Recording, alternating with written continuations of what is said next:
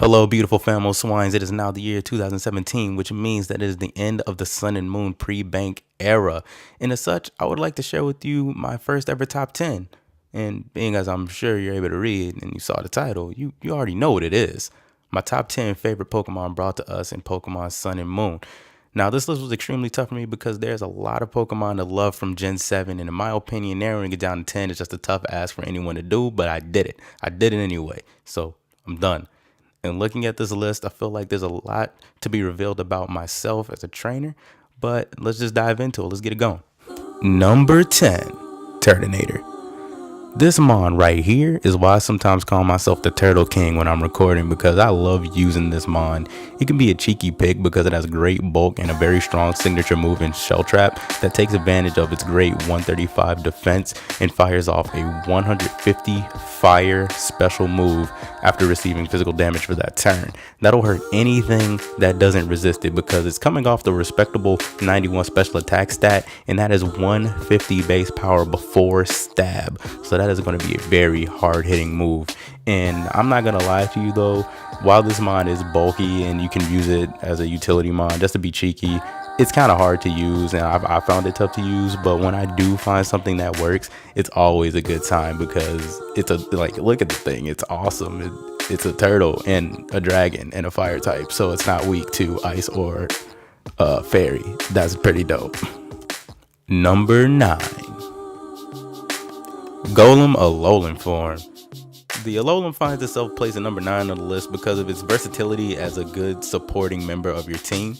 In the early days of the Sun and Moon pre-bank meta, Golem was 100% my rocker and my counter to Baneful Bunker users with Toxapex, which was very common at the time because Earthquake on the Baneful Bunker and then get a Galvanized boost to return or Explosion and that thing's gone. And watching that health bar melt was just always a good feeling because that thing's annoying. Like, it's just way too bulky.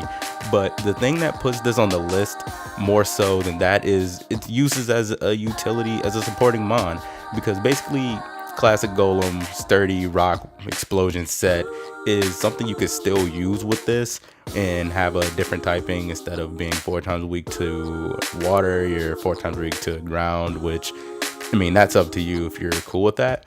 But the ability that gives it so much utility is, instead of Rockhead as a hidden ability, it gets it's not even a hidden ability, it just doesn't have Rockhead, and it has Magnet Pull. And this is really good because it gives it the ability to trap and 2-hit KO most variants of Skarmory and Celesteela, but even more so than that, it can assist Shed Shell variants of Skarmory and Celesteela and trap the incoming Magnezones and Heatran and hit both of them for 4 times effective Earthquake damage. And that just gives it so much versatility as a support mon, and it has no reason being off of this list. So that's why Alolan Golem finds itself at number 9. So if you need a support mon, you should give that thing a look because it's pretty clean. I'm not gonna lie to you, it's pretty clean. Number 8, Dhelmise.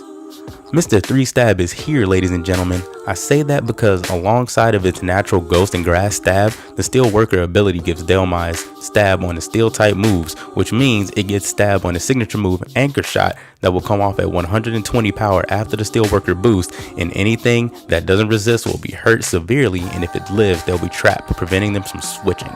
And don't think this mon is a slouch either. With base 131 attack, its power whip will hit harder than the Machamp's close combat, and with 100 defense and 90 spadef, it has decent bulk. So with all that, Dhelmise can function as a hard-hitting physical attacker, a spin blocker, a trapper, and oh, I forgot to mention, it gets rapid spin too. So that plus Earthquake and Rock Slide as coverage option, this anchor won't hold your team back one bit. Number 7, Drampa. The old man is here, ladies and gentlemen. Drampa is the normal dragon that looks like he is seeing some serious shit right now. No, seriously though, I enjoy using this mon a ton, and the physically defensive Calm Mind variant is my personal favorite because max defense and max HP gives it decent enough bulk to take a hit or two, then boost up with Calm Mind, his special defense, and his base 135 special attack. That, alongside the reliable recovery and roost that he has access to, and your opponent has a problem on their hands that they are forced to deal with. Drampa also has 3 really good abilities in Sap Sipper, Cloud9, and Berserk. Sap Sipper gives it an immunity to grass alongside its natural ghost immunity. Cloud9 eliminates weather effects, which is going to be really great for the weather wars that are bound to come back with more users of sand, hail, sun, and rain. So the weather wars will probably be coming back. It'll give you a weather neutralizer. And also, its final ability, its signature ability, Berserk, is personally the best ability that I think it has. It raises its special attack upon falling below half HP. That plus Calm Mind and Roost will make Drampa boost up so quickly that it just starts nuking things with whatever special moves you decide to run on it, whether it be Hyper Voice, Dragon Pulse, Draco, Fire Blast, Thunder. It doesn't matter. It's gonna hit it hard. Because, boosting up a Calm Mind, and once you drop below half and you roost back up, you just got to boost for free. So this thing will hit hard, and maybe he is seeing some shit. I don't know. Number 6, Tapu Bulu. Power and more power. Tapu Bulu does not play around. He brings the terrain when he switches in, and he hits hard from there. Now, I feel like Tapu Bulu is the perfect complement to a team that's Earthquake weak, because he can take Earthquake as well as leave the grassy terrain behind for any mon you would like to switch into, because it reduces the damage that they would take from Earthquake, as well as gives them a form of recovery if they didn't have one, with leftover style recovery at the end of each turn. And if you don't switch out, Tapu Bulu can dispose of pretty much any ground type with ease. Boasting a 130 attack stat, those Horn Leeches and Wood Hammers will hurt for sure. And the 30% boost the grassy terrain gives those moves will make them leave a mark if they don't kill. On the defensive side, Tapu Bulu is a bulky mon with 70 HP, which is a little bit higher than what you would normally expect from something in the Alola region, to go alongside 115 defense and 95 Spadef. He can take a few hits with access to Leech Seed alongside the aforementioned Horn Leech, plus leftovers and recovery via the terrain. He can really have a lot of longevity, and this Pokemon is not about that bull, straight up. Number 5, Salazzle. Now, I'm not gonna lie, this mon got me hyped the moment I saw its ability, okay? Nobody is safe from the toxic poison via typing. Poison types can get it, and steel types, they can get it too. I thought that would be a game changer in terms of support mons, and on top of that, she gets a very, very good 111 base special attack stat that should not be laughed at. It should not be taken lightly. Also, it's another cool fire type, and if you haven't noticed, I love cool fire types. You feel me? You better feel me. Number 4, Incineroar. The fire starter is here. Now, listen up. Houndoom was one of my favorite Pokemon, okay? I love the typing and I love the design, and in Gen 6, UU, Mega Houndoom was one of my favorite Megas to use just because I wanted to look at it and watch it kill some things, okay? And I've always wanted another Pokemon with the same Fire Dark combo typing, and I finally got it with Incineroar, okay? Incineroar, I just like the design, I like the typing a lot, and it's a pretty decent Pokemon in my opinion because it has base 95 HP, which is really good considering the base HP stat we generally get from Alolan Pokemon, to go alongside 90 defenses on both sides, and 115 attack is not something that you can just shrug off because it does have access to Swords Dance, and when the hidden abilities are released, it will have access to Intimidate and U-Turn, which will make it a decent enough pivot. In its signature move, it'll ignore stat boost, so if those Pokemon that are boosting their defenses to try and keep their longevity, it can break through those defense boosts, and Dark isn't resisted by much, so it's a very, very good move. And I really just enjoy Incineroar as a Pokemon, and I was gonna click the fire starter anyway, but I clicked it even faster knowing that my little Litten was gonna turn into this monster. Okay, good talk. Number 3, Solgaleo. Now, I know before we talked about how the moment I saw Salazzle's ability, I was hype and all that, but nothing got me hyped for Gen 7 faster than this mon right here, okay? Like, the moment I laid eyes on it, the moment I saw it, the moment I got to gaze upon its pure amazing beauty, my eyes melted, okay? I had to get new eyes. Like, straight up. I had to go get surgery and get my eyes replaced because this was the coolest thing I had ever seen. Because I love lions. They're like my favorite animal. And in my mind, this is going to be some kind of fire lion like Pyro. I really like Pyro. I had no reason to like Pyro besides the fact that it was a lion and it was a fire type.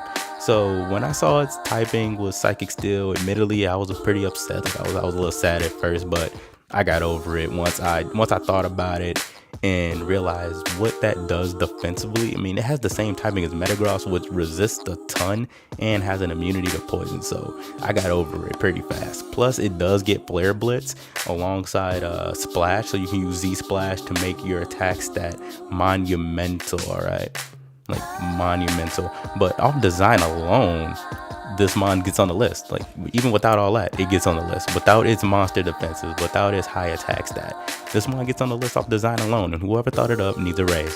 For real, a raise. Give it to him. Number 2, Beware. This bear right here, my guy.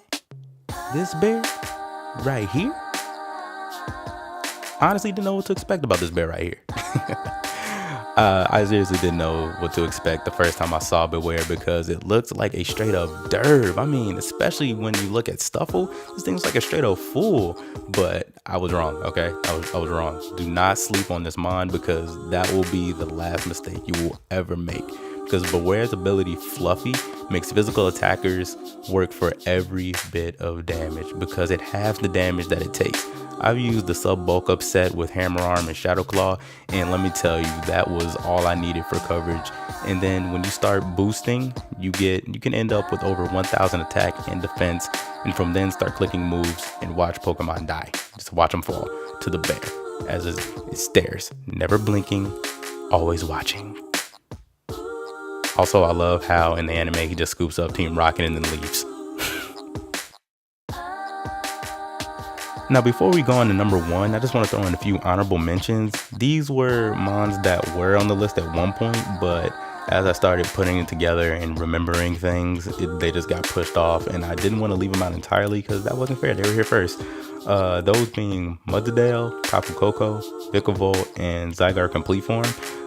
All 4 of those were mons that at one point were on this list and I genuinely enjoy using because that's what it's all about. These are mons I enjoy using. Like, half these mons I don't even use often because I don't like to watch my favorite mons die. So yeah. So the few honorable mentions, but now let's get back to the list, man. Then not on the list. Let's get back to the list. Number 1, Alolan Marowak. Another fire type, and it's the last one, I swear. Obviously, I love this Pokemon. The design, the typing, the moves, the utility, it's all there. This Pokemon has the option to have 3 immunities. 3, my guys, 3. Do you Famosmons understand how good that is?